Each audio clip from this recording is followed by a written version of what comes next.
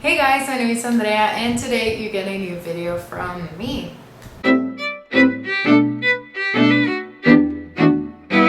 As you can see in the title, I'm actually going to talk about different mistakes that we make when talking to people or different communication mistakes. I actually majored in communication and digital media studies in college.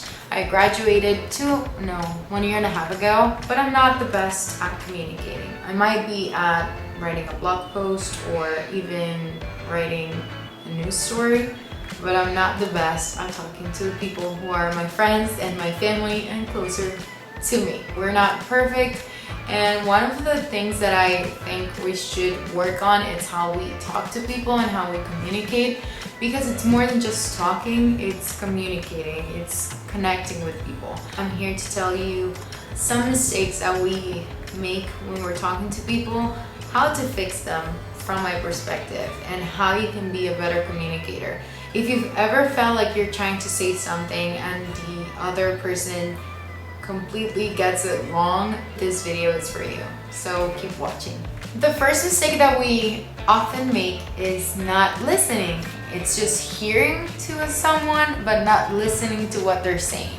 Because you can hear stuff. You can hear things happening around you and you can pay no attention to it. And that happens a lot when talking to someone. Sometimes we start listening, but then our brain goes somewhere else and we stop. We start thinking of all the things that we have to do, or all the places that we want to go to, or how they have something, in their teeth, or different stuff. And we get distracted because you probably are hearing enough to answer questions or to have, your own thoughts on what's happening, but you're not really analyzing what they're saying, how they're feeling, how they're saying it. If you're not listening to them or paying attention, or you're just feeling or thinking, oh my God, I'm right, they're wrong, you're not learning anything. And we learn the most when we listen. We know what we're talking about. We know what we're saying, so we're not learning. When we're talking, we're not learning. When we listen, we analyze and we learn. So I would really recommend next time you have a conversation, a discussion, a fight, really just listen to the other person to know what they're feeling, and it's probably gonna make you understand way more how they think and why they think the way they do. My second point is very related to my first one. It's do not interrupt. I think that's one of the mistakes that I do the most. I always want to talk. I always want to express how I feel, because I've learned in my life that if you don't express how you feel, then you suppress it. And that's true. You gotta talk. You gotta express your feelings. And that's very important. In a conversation, all parties have to talk and say what they feel and how they feel. And if they're not allowing you to say that, that also means something. That means that they don't care. Interrupting someone makes the other person feel like whatever you have to say, it's way more important for you than what they have to say. And that you don't really care to listen to them, that you only care about talking about yourself. Of course, this varies if you've been talking to someone and they've talked for like an hour and they haven't allowed you to talk. As I said, you need to express your feelings and you need to validate how you feel and what you think. However, this is something different from just interrupting and not letting people finish their opinions, their ideas, or just finish saying what they have to say. Your body language says way more than what you're saying. I have a very aggressive body language. This comes from my Hispanic roots. I talk with my hands.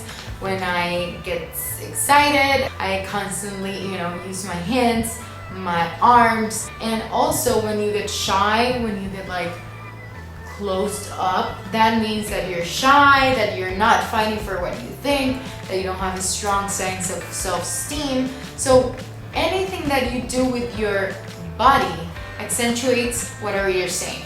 So you might be saying something real sweet, but you're saying it like, I love you, you're the best person in the world. The other person is probably thinking, why is she being so aggressive? Like, it makes no sense. We have to be really thoughtful of the way we use our body when we speak, because it can communicate way more and it can change what we have to say. The fourth point is not being assertive or having the wrong timing. This happens a lot when you're excited about something, or when you finally decided to talk about something with someone. You're like, today I'm talking to them, and you don't think, okay, is today the right day? Because maybe you've been waiting for so long, because maybe you're just so excited. But imagine you're asking your boss for a raise, and you've been the best employee of the year, of the month, you've been great, but that day everyone's like going crazy, someone just got fired, your boss is like real mad, and you go to him or her and talk and ask for a raise. They're probably not gonna be very open to the idea because they're stressed, they're going through bad stuff, it's not their best day, and then you're asking for a raise. You probably deserve it, but it's not the best time to ask for it. Be smart about when you say stuff. Something that was really hard for me to learn was the value of silence. Silence is so important and so valuable.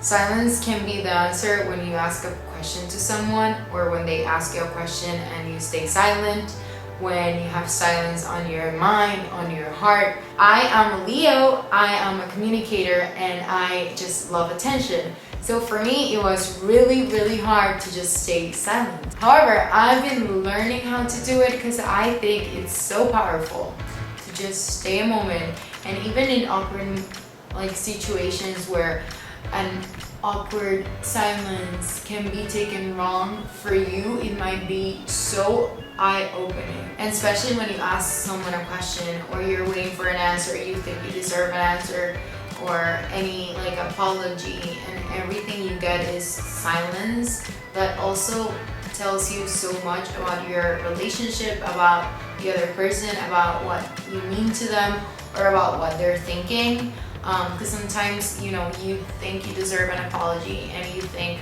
the other person knows what they did wrong, and they don't know. And they're probably gonna stay silent and not say anything because they do not understand what's happening. Mistake number 6 is not being open to different perspectives. People who are closed up and who do not understand that people are not gonna think like them are just gonna live miserable lives. Quote me on that. There are 7 billion people in the world. No 2 people think alike. You probably think your other half is going to be perfect for you and agree with you in everything. And no one in this world is going to agree with you in everything. So when you're having a conversation, the point is not to make someone agree with the other, change their perspective on something, change their opinion. No, it's just to understand that the other person thinks differently, why they think that way, and actually accept that even though I might not understand what you're feeling, and I might have not lived what you lived to think that way, I respect the way you think and the way you feel. I think the most important part of a conversation is actually listening. That was my first point, and it's still the most important and relevant one for me. Because if you can actually listen to someone, you can probably put yourself in their shoes and be like, you know what? It makes sense for them to think that way. They're probably not gonna change who they are and what they think, but they can speak about it in a so much respectful way when they understand where the other person comes from. And the 7th mistake is something that I actually do, being passive aggressive. I'm a person who sadly does it when having discussions or fights with people I love. I actually get closed up and be like, haha, it's actually rude, and I make fun of people and what they're saying, and I hate it when other people do it, probably because I do it. And I've been trying to get better at that because it's so annoying. It's one of the worst things that you can do. It's make fun of people when they're actually opening up to you. But it's hard for me because I think it's a defense mechanism. So I think for all of these, you have to keep in mind that people are probably just trying to take care of themselves before they take care of you. They're trying to, be on this defensive mode so you don't hurt them, so you don't, make fun of them. So they start to do it first before you can do it to them. And once we're conscious about it, once we actually know that we're doing this stuff, it's way easier to change any of these things. And even if we're not gonna change them, we can acknowledge them and be like, you know what, I did this yesterday and I'm so sorry, like I shouldn't have talked to you like that. I am actually very interested in learning what you gotta say. I wasn't listening to you, I'm sorry. Actually acknowledging things that makes us who we are, and makes us not perfect, but makes us special. I think it's a great idea to just accept where we are and when we make mistakes and try to be better at anything. And I think communication is one of the key things in life, in every relationship, in anything, in like every aspect of life, in your professional life, in your love life, in your family relationships. It's just gonna make you so much happier to have healthier communication, healthier relationships with people. And I think all of these things are gonna help you thrive on those aspects. I just wanted to say thank you for watching. All my social media are linked down below always. I'm always there checking on you. You can follow me, and I'll see you guys in my next video. Oh, and don't forget to subscribe.